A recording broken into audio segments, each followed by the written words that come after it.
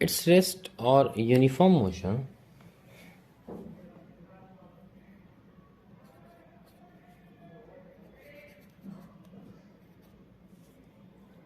until and unless external force apply on it। क्या कहता है ये? फर्ज करें कि आपके पास एक ऑब्जेक्ट है और वो ऑब्जेक्ट मूव कर रहा है इस तरह से वेलोसिटी v के साथ, ठीक है। अब ये वेलोसिटी v के साथ जब तक मूव करता रहेगा किसी भी एक सरफेस के ऊपर, जब तक इस पे कोई एक्सटर्नल फोर्स, मतलब इसको रोकने के लिए फोर्स इसके ऊपर ना लगाई जाए, तो तब तक ये मूव करता रहेगा। अगर इस पे हम इस डायरेक्शन में एक फोर्स लगा दें तो अब ये स्टॉप हो सकता है। इसका मतलब ये है, न्यूटन ने हमें फर्स्ट लॉ में ये बताया कि अगर हम किसी ऑब्जेक्ट को रेस्ट से मोशन में या मोशन से रेस्ट में लाना चाहते हैं तो हमें उस पर एक्सटर्नल फोर्स लाजमी अप्लाई करना होती है।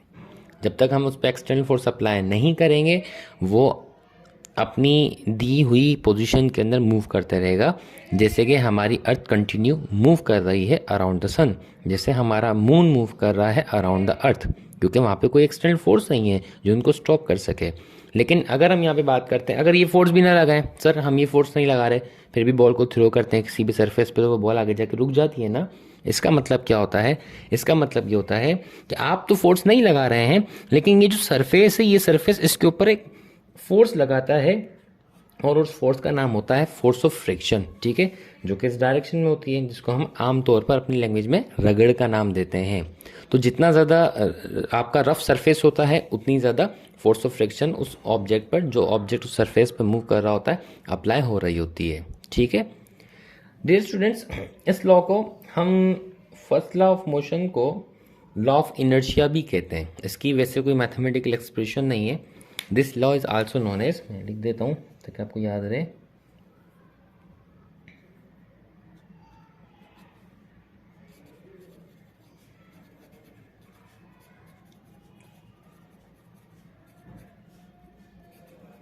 Law of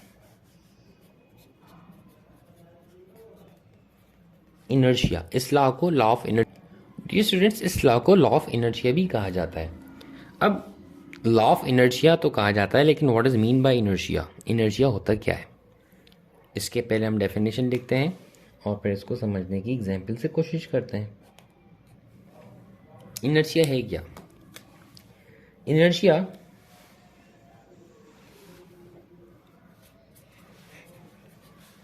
in intrinsic property of an object, intrinsic property of an object due to which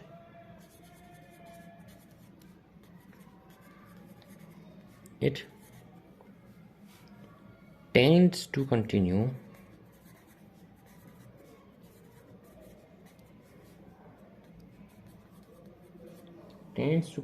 its state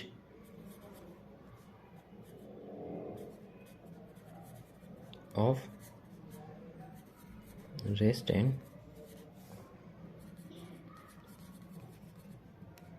motion. क्या मतलब है इस बात का?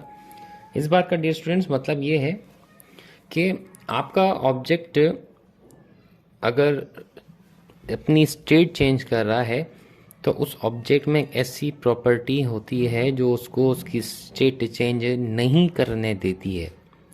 Let's take an example. आप किसी बस में सफ़र कर रहे हैं और उस बस में अचानक सा एक ब्रेक लगता है और ब्रेक लगने से आप लोग आगे मूव करते हैं, लेकिन ऑटोमेटिकली आप लोग अपनी ओरिजिनल पोजीशन पर वापस आ जाते हैं। इसी तरह से फर्ज करें कोई 4x4 व्हील कार है और उस कार पर आप लोग मूव कर रहे हैं और मूव करते करते उस कार वाले ने एक ब्रेक अप्लाई किया और ब्रेक अप्लाई करने से क्या हुआ, आप लोग आगे मूव करेंगे, लेकिन आगे मूव करते ही आप लोग अपनी ओरिजिनल पोजीशन पर वापस आना चाहेंगे। So this is the property of an object जो उसको अपनी ओरिजिनल पोजीशन पर वापस ला कर रहती है, लाने की कोशिश करती है। सवाल ये आता है कि हम इस लॉ को लॉ ऑफ इनर्शिया क्यों कहते हैं। देखिए क्वेश्चन क्या था, क्वेश्चन हमारे पास ये है, why this law is also known as law of inertia. इस लॉ को हम लॉ ऑफ इनर्शिया क्यों कहते हैं। तो डियर स्टूडेंट्स, इसकी बात ये है because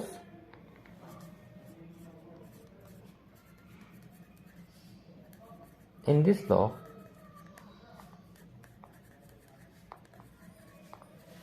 we also deal with states of an object। क्योंकि इस लॉ के अंदर हम आल्सो मीन्स के हम ऑब्जेक्ट की स्टेट का ही डिस्कशन कर रहे होते हैं। हम यही तो लॉ ऑफ इनर्शिया में कहते हैं कि भाई एक ऑब्जेक्ट अगर रेस्ट में है तो वो मोशन में आ जाता है। जब बस के अंदर ब्रेक अप्लाई हुआ, बस के अंदर जैसे ही ब्रेक अप्लाई हुए आप लोग आगे फॉरवर्ड मूव करने लगे, लेकिन आप लोग वापस अपनी ओरिजिनल पोजीशन पर वापस आने लगते हैं। और हम फर्स्ट लॉ ऑफ मोशन में भी ये डिस्कस करते हैं कि एक ऑब्जेक्ट रेस्ट में रहता है या मोशन में रहता है जब तक उस पर कोई एक्सटर्नल फोर्स अप्लाई ना की जाए। डियर स्टूडेंट्स, इसके अंदर मैं आपको एक प्रैक्टिकल भी करके दिखाऊंगा इसका कि एक ऑब्जेक्ट किस तरह से अपने रेस्ट में रहने की कोशिश करता है, और फिर आप लोग उसकी परफॉर्मेंस, उसका फीडबैक मुझे देंगे। ठीक है, आप लोग भी परफॉर्म कीजिएगा। देखें, relation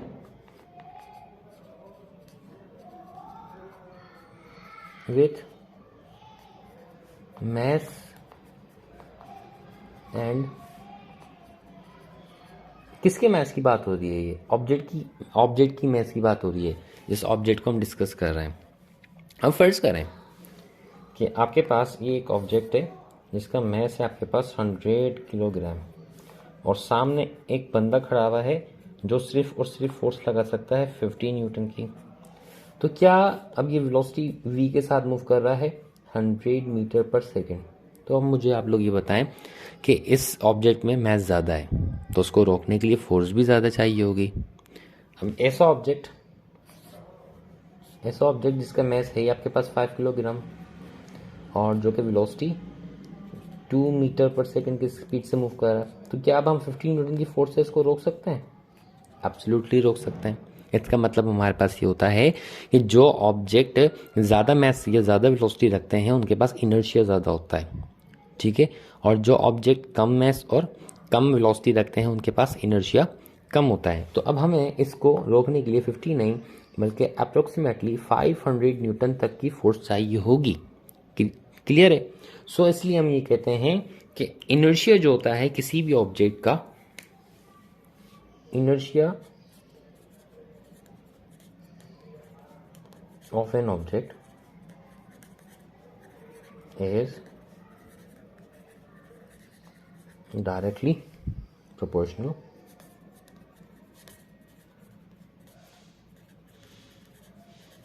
to the mass of an जो ऑब्जेक्ट का इनर्शिया होता है वो उस ऑब्जेक्ट के मास के डायरेक्टली प्रोपोर्शनल होता है। क्लियर है स्टूडेंट्स? तो अभी तक हमने क्या क्या डिस्कस किया, फर्स्ट लॉ ऑफ मोशन, और हमने इनर्शिया, लॉ ऑफ इनर्शिया, और हम फर्स्ट लॉ ऑफ मोशन को लॉ ऑफ इनर्शिया क्यों कहते हैं, and the relation with mass and inertia. अब हम आगे चलते हैं न्यूटन सेकंड लॉ पर। जी student, Newton second law of motion क्या है?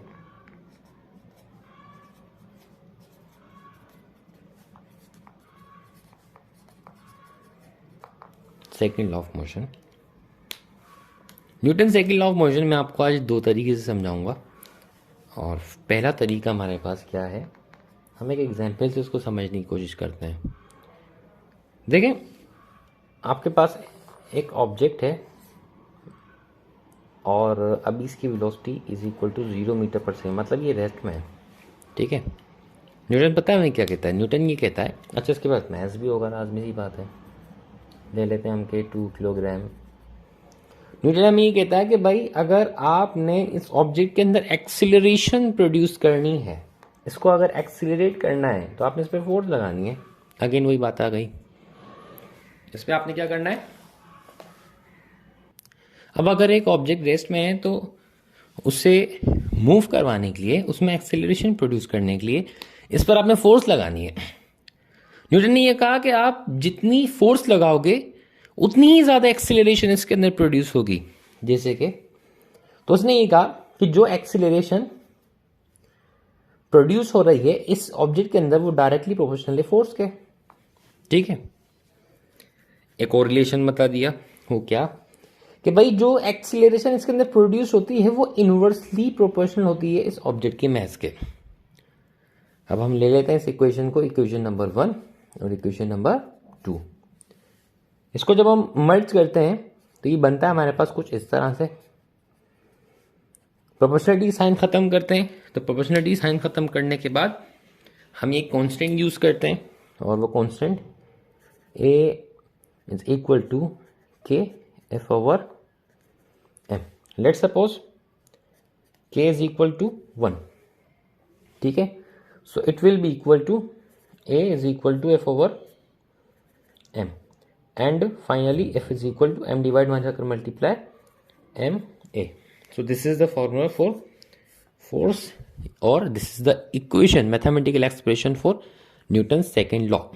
इसमें क्या हमने पढ़ा, इसके अंदर ये पढ़ा कि ज़्यादा एक्सीलरेशन ज़्यादा फोर्स, ये ज़्यादा फोर्स ये ज़्यादा एक्सीलरेशन, और इसी तरह से आपके पास मैस ज़्यादा एक्सीलरेशन कम, एक्सीलरेशन ज़्यादा मैस कम। आइए इस चीज़ को हम समझते हैं। फर्ज करें कि आपके पास इस इक्वेशन की मैं एक एग्जांपल आपको देता चलूँ। दो मैसेज हैं, एक आपके पास ये है और दूसरा आपके पास ये है। इसका मैस आपके पास 100 किलोग्राम और इसका मैस आपके पास 50 है किलोग्राम। ठीक है, इस पर जो आप फोर्स लगा रहे हैं वो 10 न्यूटन है, और इस पर जो आप फोर्स लगा रहे हैं वो भी 10 न्यूटन है। अब आपसे सवाल अगर किया जाए कि बताएं दोनों ऑब्जेक्ट में से एक्सीलरेशन किस ऑब्जेक्ट में ज़्यादा होगी, तो लाजमी सी बात है इसके अंदर ज़्यादा होगी, क्योंकि सेम फोर्सेस के साथ इसके अंदर जो एक्सीलरेशन होगी वो क्या होगी, मैक्सिमम। क्यों, क्योंकि इसका मास कम है। इसके अंदर जो एक्सीलरेशन होगी वो क्या होगी, minimum.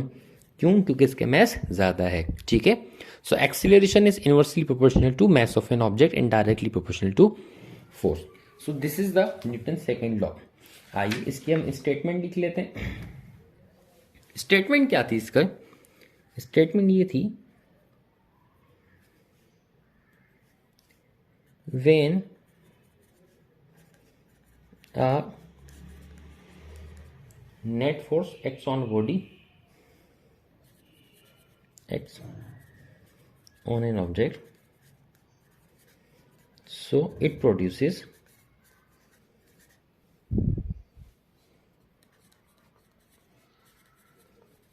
acceleration in it while mass of an object remains constant। जब आप किसी ऑब्जेक्ट पर एक्सीलरेशन लगाते हैं, फोर्स लगाते हैं सॉरी, तो उसमें एक्सीलरेशन प्रोड्यूस होती है, लेकिन उसका मास क्या रहता है, कांस्टेंट। जैसे कि आपने इस पर 10 न्यूटन की फोर्स लगाई, फोर्स लगाने से क्या इसका मास चेंज हुआ, तो आपका जवाब होगा नहीं। सो यही इस स्टेटमेंट के अंदर लिखा हुआ है। फोर्स का यूनिट क्या होता है और इसकी डायमेंशन क्या होती है, ये सब कुछ हम अपने फर्स्ट लेक्चर के अंदर डिस्कस कर चुके हैं। ठीक है, इसका यूनिट हमारे पास होता है न्यूटन, डायमेंशन mL/-2। आगे चलते हैं। न्यूटन ने फोर्स को एक और तरह से डिफाइन किया है। अच्छा, यहाँ पर हम फोर्स की डेफिनेशन भी निकाल सकते हैं, किस तरह से, आइए इसको भी देख लेते हैं। डियर स्टूडेंट्स, फोर्स की इस फॉर्मूले से जो हम डेफिनेशन निकाल सकते हैं वो क्या है हमारे पास, product of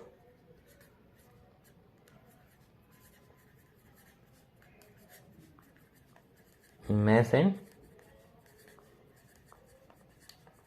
acceleration is also known as force. ठीक है, फोर्स को न्यूटन ने एक और तरह से डिफाइन किया है और वह मोमेंटम में डिस्कस कर चुके हैं। क्या कि आपके पास जो फोर्स होती है, this is the rate of change in linear momentum per unit time. कैसे? आपके पास जो फोर्स होती है वो change in linear momentum per unit time भी हो सकती है, और यहाँ से भी हम जो यूनिट है न्यूटन का फोर्स का, वो न्यूटन निकाल सकते हैं। कैसे? जैसे कि आपके पास जो मोमेंटम का यूनिट होता है वो क्या होता है? Newton second. और टाइम का यूनिट क्या होता है? सेकेंड। सेकेंड से सेकेंड कैंसिल, तो फोर्स का यूनिट क्या हुआ? न्यूटन। इसकी डायमेंशन भी हमारे पास क्या होगी? mL/-2। क्लियर है? So this is the Newton second law. अच्छा, Newton second law is only valid for those objects जिनका मास चेंज नहीं होता जब वो मूव कर रहे होते हैं, या जब वो मूव कर रहे हो below the speed of light, speed of light की इक्वल उनकी स्पीड ना हो। क्या आपका ख्याल है उन ऑब्जेक्ट्स के बारे में जो कि स्पीड ऑफ लाइट के साथ मूव करते हैं? क्या हम उस पर न्यूटन सेकेंड लॉ अप्लाई कर सकते हैं अकॉर्डिंग टू दिस, जिस तरह से मैंने आपको पढ़ाया है? इसका जवाब आपने लाजमी कमेंट्स के अंदर, ग्रुप के अंदर देना है। अब हम चलते हैं न्यूटन थर्ड लॉ के ऊपर। Dear students, Newton third law हमारे पास क्या है?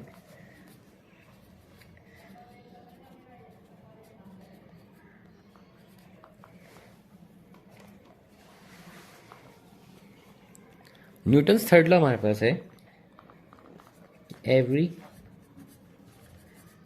Action has an equal but opposite reaction.